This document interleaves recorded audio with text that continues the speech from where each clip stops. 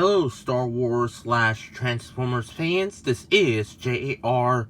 369. Welcome back for another toy review, or figure review, or another Transformers review, whatever you want to call it. Today I'll be taking a look at the Star Wars Transformers Boba Fett Slave 1 by Hasbro. Another Transformers related toy, and I'm very excited. Found one of my favorite Star Wars characters is none other than Boba Fett. Packaging wise, it's the usual Star Wars packaging slash Transformers that you remember back in the days. So this toy came out in 2005. I was like 4 years old, probably 2006. Hold on, let me see the copyright, whatever. Maybe here, yeah, 2006. I was like 5 years old when these toys came out. I did a review on the Obi-Wan Kenobi, but now I'm reviewing Boba Fett, which is one of my favorite Star Wars characters. Like I said, you get the Star Wars logo here, you get the little Hasbro logo there, warning choking hazard, and it's recommended for ages 5+. And you got a nice artwork of Boba Fett here. And you get a little spinning thing here that transforms the Slave 1 into Boba Fett. I mean, I really love those things. They look really nice. And it says Transformers more than meets the eye. Boba Fett Slave 1. There's a UPC. And on the back here, you can see the little image of the toy. And of course, there's a little read-up bio about the toy lines. And plus, there's a read-up about the character. It says, a bounty hunter never stops for rest, especially while hunting his prized catch. Boba Fett, the galaxy's most notorious bounty hunter, has been tracking Han Solo for months. Using modified armor and new shape-shifting technology, Fett morphs into Slave 1 mode and flies to Coruscant, where Solo was last spotted. And other Transformers toys in this line, like Darth Vader, Anakin Skywalker. Strange that Anakin is next to Vader, since they are the same characters. And of course Darth Maul, which still has a nice ship, and I really wish I can find this.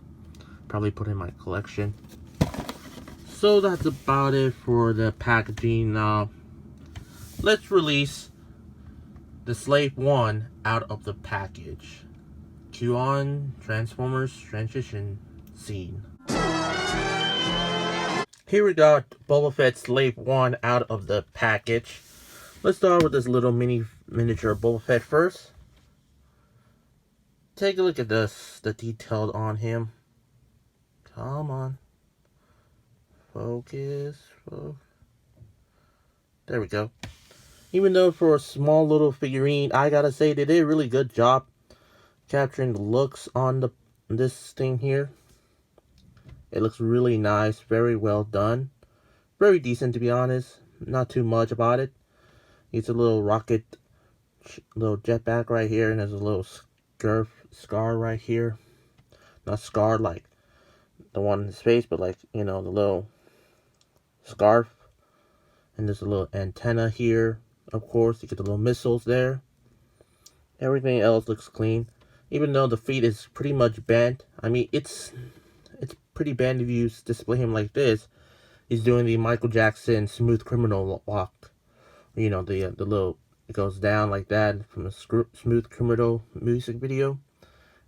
Anybody remember that? Huh? Even though not bad looking miniature. Not bad at all. So that's about it for Boba Fett, and he is sitting there. And now let's look at the Slave 1 here.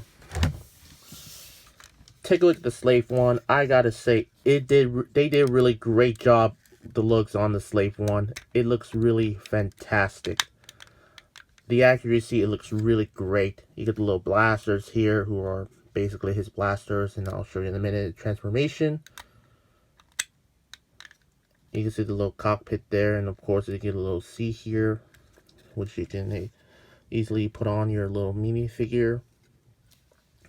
You see the little window there, you can easily open up. And there's a little platform here that he could go on the ship. On the back here, you can see the little jet back there and some screw holes, and you get the little peg here. And this thing here does lift and then fire easily. You can do this, or you can do all the way up.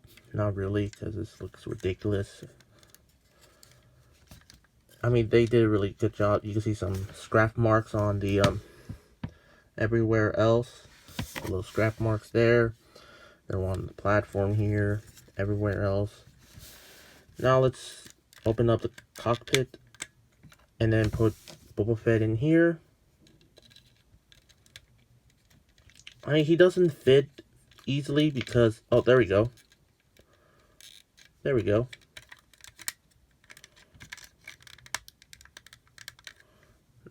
Now you got Boba Fett trapped inside, finding Han Solo and his friends. Well, flying away with Han Solo and Carbonite. I mean, it's a not bad... In ship form, it's a not bad looking ship. Now let's look at robot mode, shall we? Here we got the slave one transformed it into Boba Fett. It was kind of a pain to transform this since this figure came out 13 years ago. You know there's going to be a stiff joints on this. I mean, you can easily, like, for example, the backpack here. I thought it's going to break it, like, if I move it to the figure. I was like, oh no, please don't break, please don't break, please don't break. Yeah. It's kind of scary to see this, to be honest. Now, take a look at the toy itself. The top form is pretty decent. You get the little head sculpt here. Nice likeness to the character on the head here. It looks really nice. It looks really good. I like how they captured him. Now you can see the little antenna here does move up and down. Plus it's removable. Some of the parts are just based on from a ship.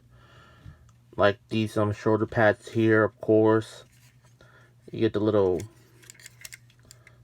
see the little arms there, of course. You get the little gloves here on each of the wrist. And you can see the little cockpit there with little miniature Boba Fett here. And for the bottom one, it's pretty weak. There's no little bit paint apps on the where the silver areas are.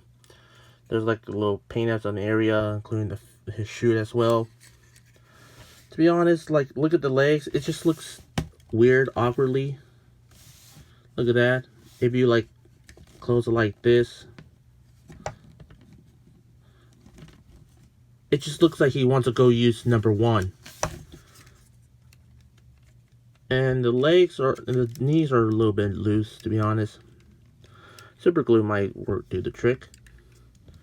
Nothing on the bottom, no peg holes or anything else. Besides, the figure turned out to be okay, to be honest. It's not the greatest, it's not the worst, it's okay. Articulation wise, the head can go rotate, it doesn't go 360 because of the helmet piece here. There's some arm, it doesn't go fully rotate, it does go in and out. It does have the bend at the elbows here, and does have the rotation, of course, and does have this weird elbow movement for his gun, and the wrist can go up and down because of the transformations. There's like kind of a waist rotation. Legs can go forward. There's a little ball joint here. Kick forward and back, go in and out, bend at the knees, and then ankles can go pivot forward, back, and that's about it. Yeah, the articulation is very limited and stiff. You might easily break this a little bit. Oh great, now my leg is loose.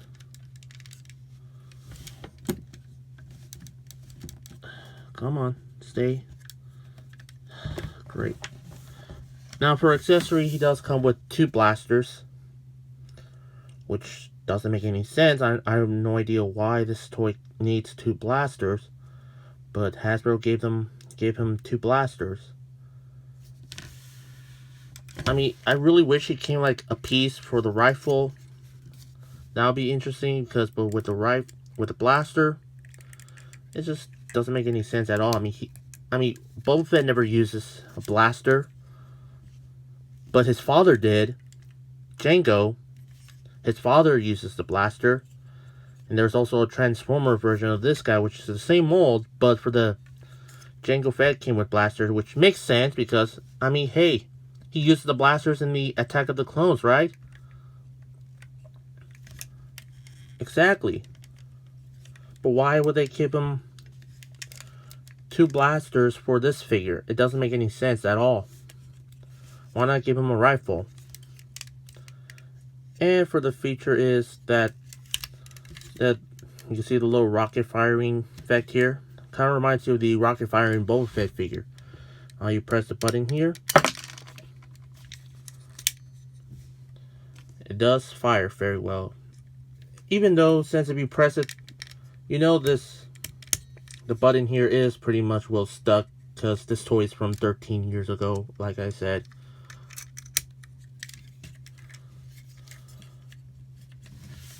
Overall, the figure itself is pretty decent. It's okay. I mean, it's not the best. It's not the best toy ever, unlike the Obi-Wan Kenobi toy that I reviewed back then. It's not the worst toy either. I mean, it's an okay toy. I mean, even though Boba Fett is my favorite Star Wars character, one of them, but, I mean, it's a decent toy. It's not really, like, great. It's not great. It's not terrible.